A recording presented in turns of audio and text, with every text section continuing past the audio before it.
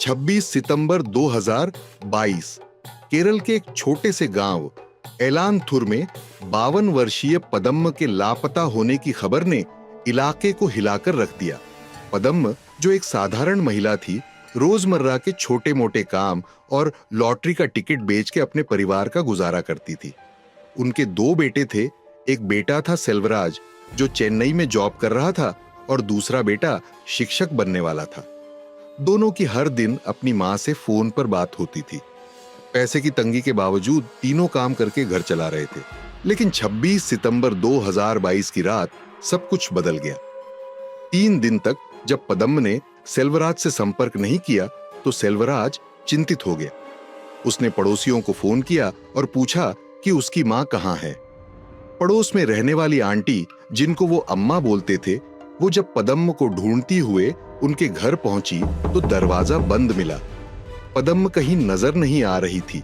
अब तक पदम्म को गायब हुए 3 दिन हो चुके थे, लेकिन न तो किसी ने उसकी रिपोर्ट लिखवाई थी, न ही किसी ने उसे ढूंढने की कोशिश की थी।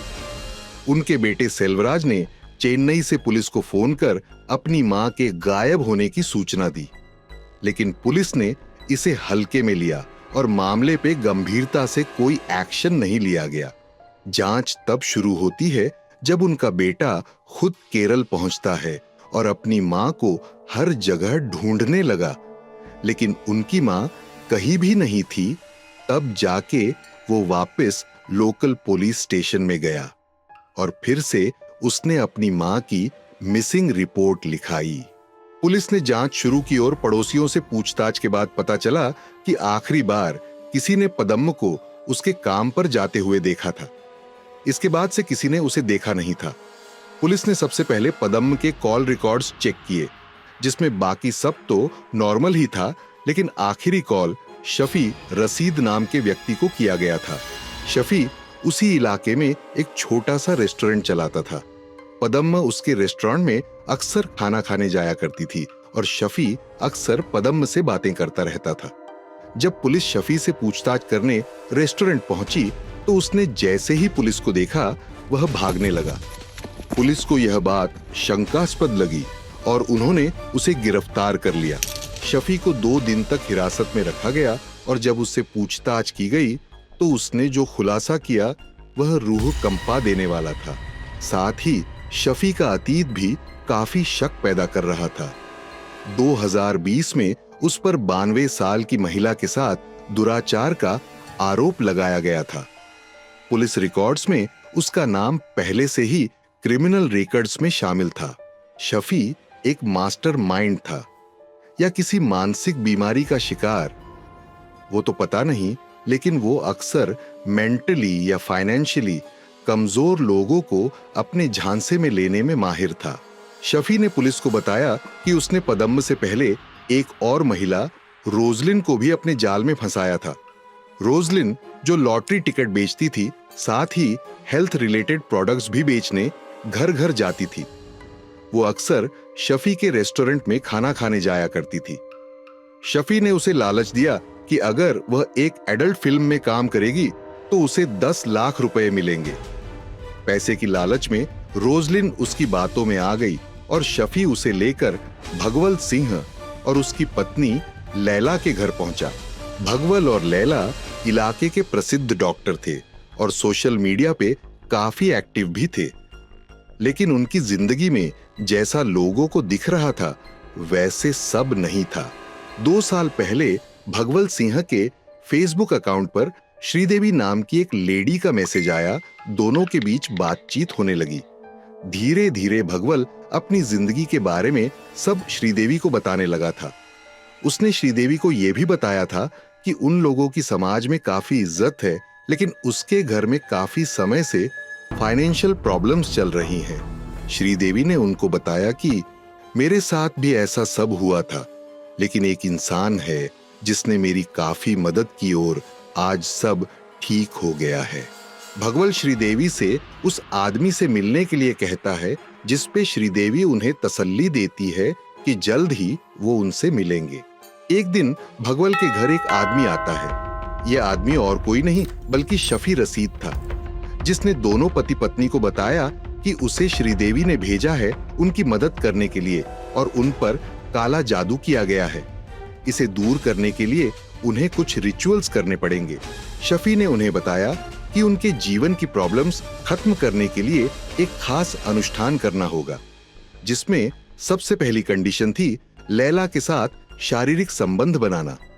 भगवल सिंह और लैला दोनों एमबीबीएस डॉक्टर थे, फिर भी पता नहीं कैसे उन्होंने यह रिचुअल परफॉर्म करने के लिए अग्री हो गए और यह अनुष्ठान पूरा भी किया गया, जिसकी एक कंडीशन ये भी थी कि जब लैला और शफी साथ हो तो भगवल को भी उसी रूम में रहना पड़ेगा।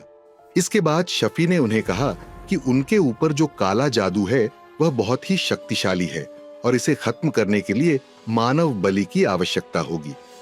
भगवल और लैला ने पहले इसका विरोध किया, लेकिन जब शफी ने इंसिस्ट किया और कहा कि अगर वो लोग शफी को पैसे देंगे तो शफी खुद ही सारी अरेंजमेंट्स कर लेगा, साथ ही वह बलि के लिए किसी को ढूंढेगा भी, तब वे तुरंत मान गए। रोजलिन को उनके घर ले जाने के बाद उससे बेड से बांध दिया गया और उसके मुंह और आंखों पे पट्टी बांध दी गई। रोजलिन को लगा ये फिल्म का कोई सीन होगा, लेकिन थोड़ी ही देर में उसने शफी को कुछ मंत्र पढ़ते हुए सुना। वो डर गई, लेकिन वो हिल भी नहीं पा रही थी। उससे पहले कि वो कुछ समझती, शफी ने उसका गला चाकू से काट दिया और फिर उसके प्राइवेट पार्ट्स पे भी चाकू से कई बार वार किए गए। रोजलिन को मारने के बाद उसके मांस के 3 टुकड़े करके तीनों ने खाए भी थे। उसके बाद रोजलिन को बॉडी को उन्होंने भगवल और लैला के घर के पीछे दफना दिया। रोजलिन की बलि के बाद भी भगवल और लैला की मुसीबतें खत्म नहीं हुई थी। शफी को उन्होंने अपनी सेविंग्स का आधा हिस्सा दे दिया था इस रिचुअल के लिए। इसी कारण उनकी आर्थिक तकलीफ और बढ़ गई थी। उन्होंने शफी से बात की कि उनके जीवन में कोई सुधार नहीं हो रहा ही। शफी ने उन्हें कहा कि उनके ऊपर किया गया काला जादू बहुत खतरनाक है, जो एक बलि से नहीं खत्म होगा, उन्हें एक और बलि देनी होगी। इसी के साथ दोनों पति पत्नी से पैसा लेके पद्म को शफी ने अपना दूसरा शिकार बनाया। उसने पद्म को भी रोजलिन की ही तरह 10 लाख रुपए का लालच दिया और उसे भी भगवल और लैला के घर लेकर गया। वहां पद्म को पहले बांधा गया और फिर शफी ने उसके गले और शरीर के अन्य हिस्सों को बेरहमी से काट दिया। फिर उसी तरह से पद्म की बलि दी गई जैसे रोजलिन की दी गई थी। पद्म के शरीर के 52 टुकड़े कर दिए गए और उसका मांस तीनों ने मिलकर खाया। साथ ही प्राइवेट पार्ट काट के वहां से निकले खून को पूरे घर में छांटा भी गया और उसकी बॉडी के टुकड़े को भी घर के पीछे दफना दिया गया। शफी की गवाही के बाद पुलिस ने तुरंत भगवल और लैला को गिरफ्तार कर लिया। तीनों ने अपना जुर्म कबूल कर लिया और पुलिस ने 89 दिनों बाद उन पर आरोप पत्र दाखिल किया। इस मामले में 150 गवाहों को पेश किया गया और भगवाल, लैला और शफी पर अपहरण, हत्या और अन्य गंभीर आरोप लगाए गए। इस कहानी ने पूरे देश को हिलाकर रख दिया। यह एक खौफनाक सच्चाई थी, जहां लालच और अंधविश्वास ने निर्दोष लोगों की जान ले ली। शफी जैसे दरिंदों ने लोगों के मनोवैज्ञानिक कमजोरी का फायदा उठाया और उन्हें अपनी काली दुनिया में घसीट लिया। अंधविश्वास और लालच के चक्कर में हमें कभी नहीं फंसना चाहिए। काले जादू और तंत्र मंत्र के नाम पर होने वाली ठगी से बचना चाहिए। कोई भी अनजान व्यक्ति अगर आपकी समस्याओं का समाधान असंभव तरीके से बताता है तो सतर्क रहें और पुलिस की मदद लें या अपने मित्रों या परिवार से इस बारे में बात करें। यहाँ डॉक्टर जैसे पढ़े लिखे इंसान भी मुसीबत के समय पे ऐसे अंधविश्वास में मानने लगते हैं। ये इस बात का सबूत है कि मेंटल हेल्थ भी उतना ही इम्पोर्टेंट है जितनी फिजिकल हेल्थ। आपको हमारा वीडियो कैसा लगा कृपया कमेंट बॉक्स में बताएं और हमारे चैनल को सब्सक्राइब करना ना भूलें।